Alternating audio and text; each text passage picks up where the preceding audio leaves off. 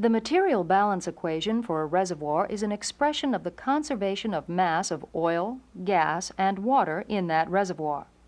As mass is removed from the original mass in place, the reservoir fluids expand.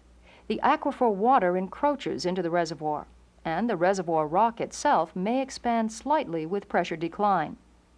The total mass, however, is always conserved. Thus, we can say that the total fluids produced at a point in time, expressed in reservoir volumes, is equal to the total expansion of the oil and dissolved gas in the oil zone, the gas in the gas zone, and the rock and interstitial water, plus any water influx. It is at the surface, however, where we see the volumes of oil, gas, and water produced from the reservoir.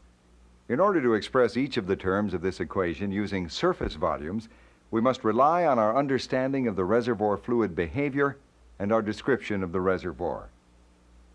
For example, we may describe the expansion of oil in terms of the initial oil in place, N, times the difference between the current and initial total formation volume factors obtained from our fluid data.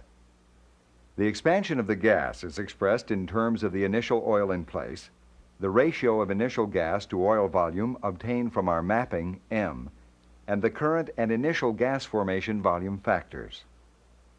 The rock and water expansion is also expressed in terms of the initial oil in place, the water saturation, the compressibility of the water and rock, and the pressure drop, which allows the expansion. The water influx is expressed as a volume at reservoir conditions, determined from our knowledge of the aquifer size and activity. Detailed mathematical procedures are available for calculating the varying rate of water influx.